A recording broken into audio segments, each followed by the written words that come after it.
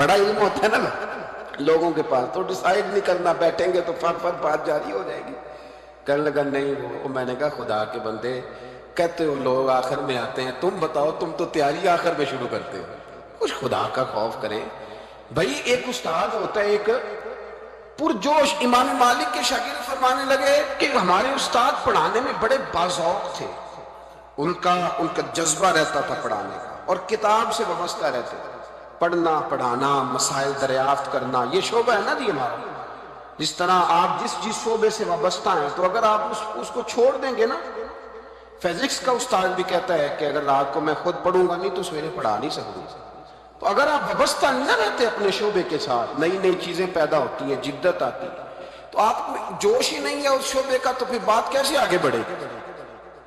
تو کہتے ہیں امام مالک بڑے جب بیمار ہو گئے شدید، تو شاگرد کہتے ہیں میں تیمارداری کرنے گیا، تو میں نے جب دیکھا تو مجھے چہرہ دیکھ کے سمجھ آئی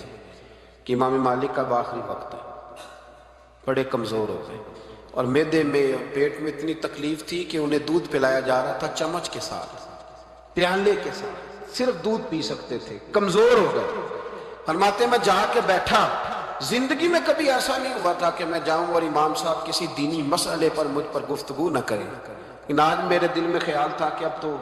اس وقت تو ہوش ہی نہیں رہتی کوئی آدمی، لیکن کہتے میں جا کے بیٹھا ہی تھا کہ امام صاحب نے آنکھیں کھولی، فرمایا ماشاءاللہ آپ آئے ہیں، چلو یار میں ابھی کو بندہ ہی تلاش کر رہا تھا، ایک مسئلے پہ بات کرنی تھی۔ کہتے ہیں لفظ نہیں پورے ادا ہوتے، جملے ٹوٹتے، بیچارے کمزور ہو، بڑھاپا ہے، ایک مسئلے پر بات کرنی تھی، تو فرماتے ہیں کہ میرا دل نہ اتنا نرم ہوا کہ میرے آنسو گئے۔ میں نے کہا اس حال میں بھی استاد جی آپ کو دین کی فکر ہے؟ کہنے لگے یار ایک آدمی نے مسئلہ پوچھا ہے تو اس کو حل کر کے دینا ہے، یہ رسول اللہ کا دین ہے،